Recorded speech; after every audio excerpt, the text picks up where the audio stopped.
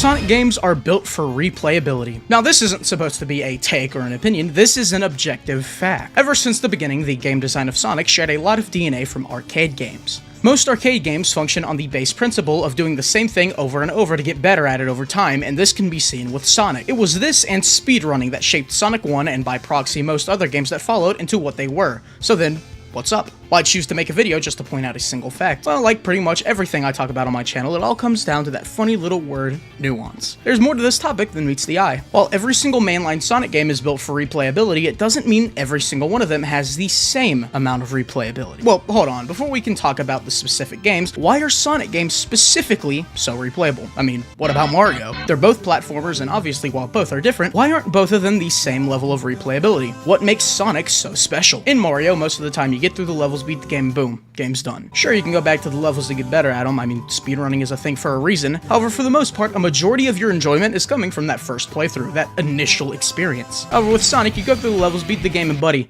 you haven't even gotten a fraction of a percent of the maximum amount of enjoyment you can get out of the game. Once you beat a Sonic game, you haven't even scratched the surface. This is likely a reason why critics are usually so harsh to Sonic games. Most of that enjoyment never really comes from a first playthrough, yet they have to play it just once and get a review out. The level design of Sonic is so much different from that of Mario. Mario's level design is never really focused on speed or having itself contain tons of optimizations to save time. The speedrunning aspect is just a byproduct of, well, people being good at being able to beat the game fast. With Sonic, the level design has so many little paths and shortcuts and all that junk put in place for people who are good at the game and take the time to master the movement of each game. While most Sonic games are still point A to B, the way of traversing the levels from point A to B can be very different depending on your skill. While a linear game, there are deliberate paths in place that are there to reward skilled players for being, well, skilled and well-versed and knowledgeable with Sonic's moveset. A basic ability such as the jump carries plenty of little nuances in Sonic that make it alone such an interesting move. The most basic tech in a Sonic game is the byproduct of the game's physics, the slope jump. When jumping at the peak of a slope, the jump will take you higher than normally, which can lead to you either skipping certain bits of the level or reaching a path or shortcut that would be otherwise unreachable with the normal jump height. Look at any Sonic speedrun from pretty much every game, and the slope jump is something that's happening nearly 24/7. And the best part about this, in my eyes, is that this isn't even a glitch. This is simply something that exists because of the physics in this game. This isn't a matter of discovering this broken glitch or anything, no. By experimenting and growing accustomed to Sonic's physics and moveset, you are explicitly given intentional rewards for doing so. That's why I really don't jive with something like the Spear Glide from Shadow Gens, which I'll touch on that game in a bit. I don't think the player expression in Sonic games should have reached a peak only when given an unintentional piece of tech. The slope jump is not unintentional. It's a byproduct, I've used that word a lot today, it's a byproduct of the physics the game has. But before I dive off track completely, the reason Sonic is more suited for replayability than Mario can easily be seen with how much more you're rewarded for being good at a certain level, either by reacting to something, making use of the game's physics, or any other little funky thing. You can get better at Mario, but you were supposed to get better at Sonic. Now, if you're enjoying, you know the drill. Like, subscribe, and all that junk. It seriously helps me out more than you know. And if you like what I do and want to see more of it, consider joining my Patreon for as little as $2.50 a month and get early access to videos.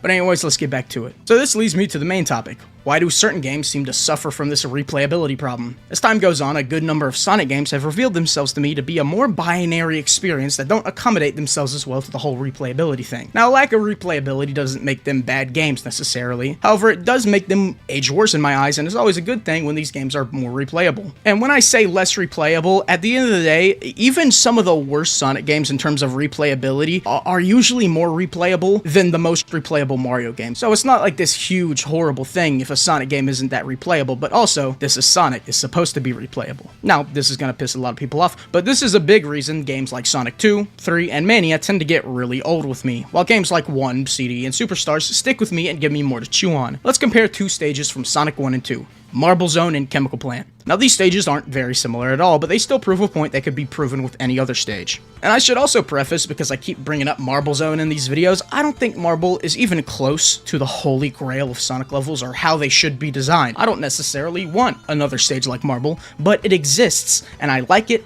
and I have reasons to like it that most people don't understand. But anyways, Marble Zone is this relatively slow stage, focused all on platforming with very little speed at the forefront of gameplay. Often described as this boring, waiting game to slog through, it's got a pretty bad rep. On the other hand, we have Chemical Plant, this high-octane, high-speed level with only hints of platforming here and there, but the focus is on speed. On paper, Chemical Plant obviously sounds better. It fucking blows Marble out of the water, but actually, It doesn't. Chemical Plant suffers from style over substance and leads to a stage that appears more interesting than it actually is. In this stretch of gameplay, your actions are all very samey and just generally uninteresting. Roll down this hill, hold forward, rev a spin dash, hold forward, do these very basic jumps, all without any consequence. It's something that upon several replays, I've realized is incredibly repetitive and does nothing to challenge me as a player or keep me engaged with the level. Chemical Plant is full of one-note level design that largely consists of holding forward and watching the fireworks. Marble Zone, on the other hand, has little to no speed sections and for the most part is slow,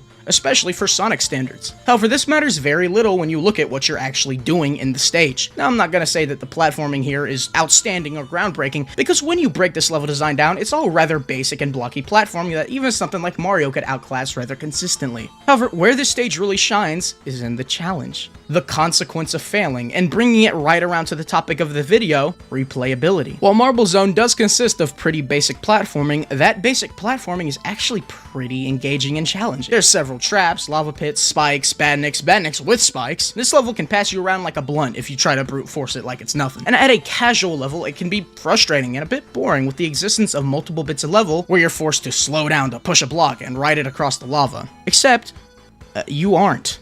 You aren't forced to do that. Aside from 2 instances across the entire zone, across the entire 3 acts, every single one of these waiting puzzles can just be skipped. And for some reason, people have called me a hypocrite for saying something like this is good, while also going around and saying that skipping level design doesn't make the level automatically good. I think people fail to realize that there's a big difference here. The difference here is that these skips are no different from intended shortcuts. I am still actively engaging with the level here. I was intended to do this. This is not me mindlessly skipping the level. Because of Marble's rather slow nature, this makes replays and mastery of the stage that much more fun. Any bit of speed you gain is truly earned here. In Chemical Plant, I'm on autopilot here, man. There are some slope jumps in the level, but they only equate to an item box, not any meaningful path or shortcut. It's a rather mundane experience carried by the illusion that you're doing something of importance when, in reality, a good 70% of the level is spent holding forward doing nothing. Now, this isn't to say Sonic 1 is perfect, not even close. There are still a few cases of solved game syndrome, a term I just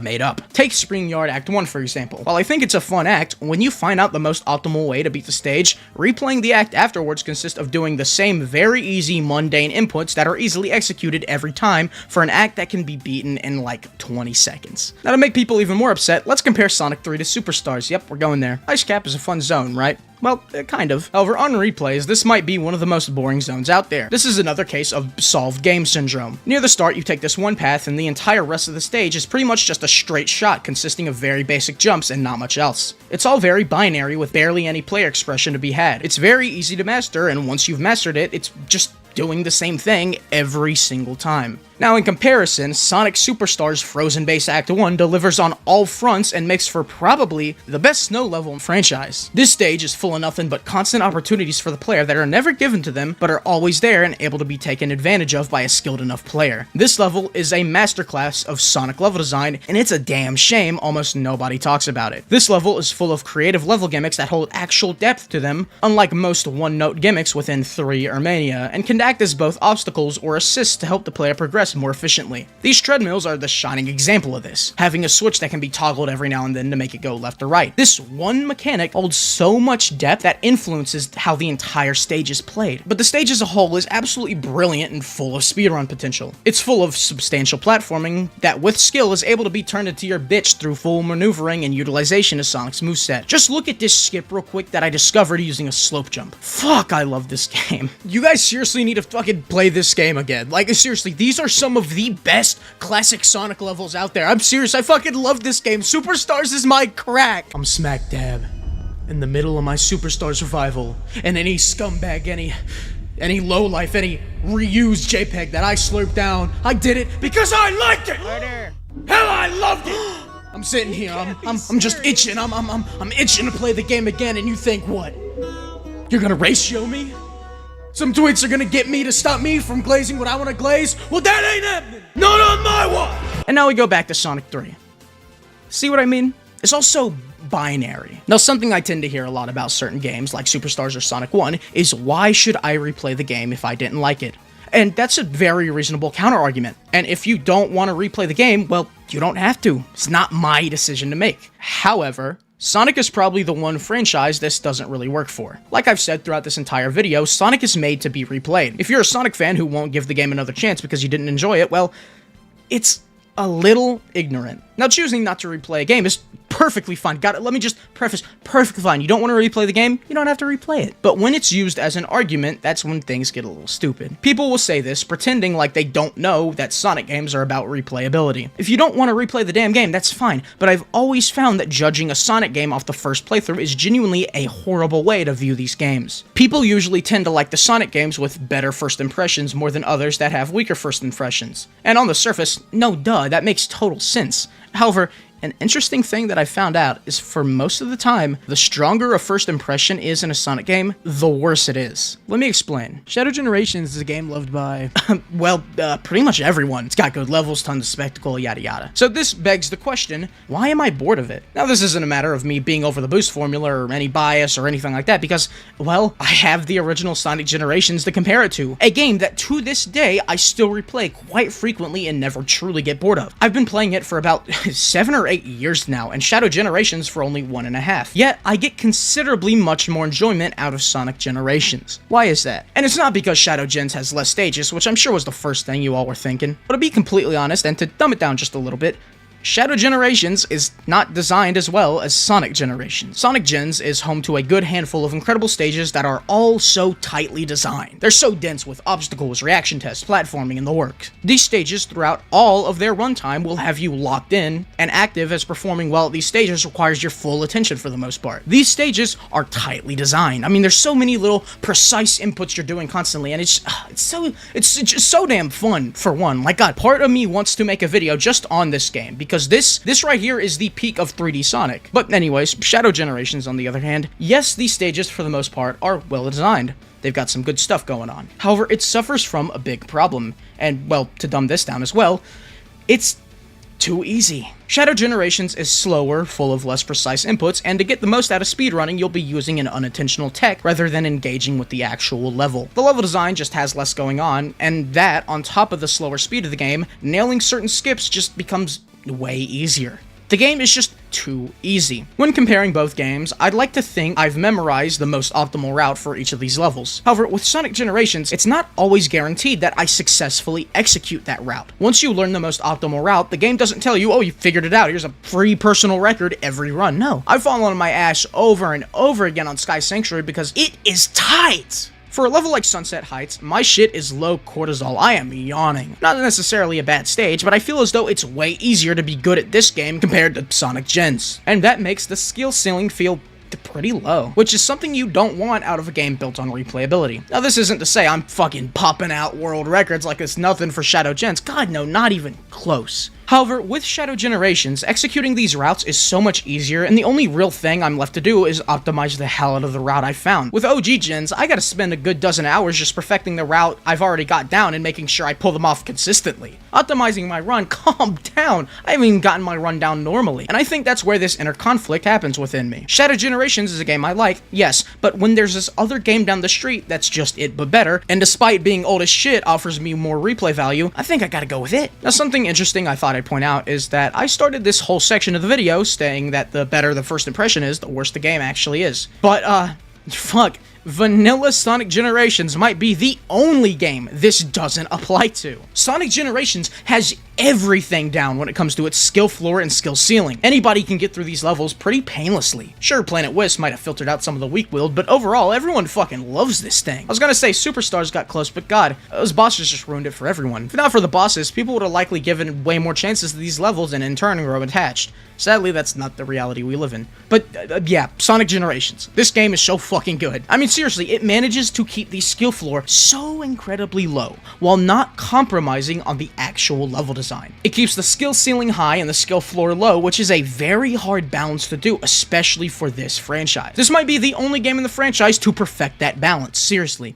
So, what's the conclusion of this video? The big takeaway. Well, like I said before, I think the better a first impression is, the worse the game is. The games that, on the surface, may seem weak, usually end up being some of the best just because of how well designed the levels are and because of that sweet, sweet replayability factor. A game like Superstars is way harder to get into than Sonic 2. Sonic 2 is going to get much more enjoyment out of people, while Superstars leaves a sour taste in their mouth. However, when you take the time to be, god, just half decent at the game, my enjoyment levels absolutely shatters that of Sonic 2. Replayability is incredibly important to the Sonic franchise, and believe it or not, people tend to forget that. So when certain games release that do what I feel to be a poor job, I sort of take note of it. I think there's a reason why Shadow Generations isn't talked about that much anymore in comparison to Frontiers. And it's not that people not playing it just hate it or anything, that's very clearly not the case. However, subconsciously, I just think people have gotten a little bored of it. To end this video off, if you want to, you don't have to, try getting the perfect run on Sky Sanctuary on Sonic Gens, then try getting the perfect run of Kingdom Valley on Shadow Gens, and see which one is harder.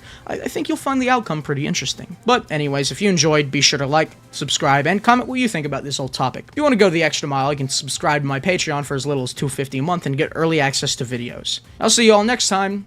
Peace.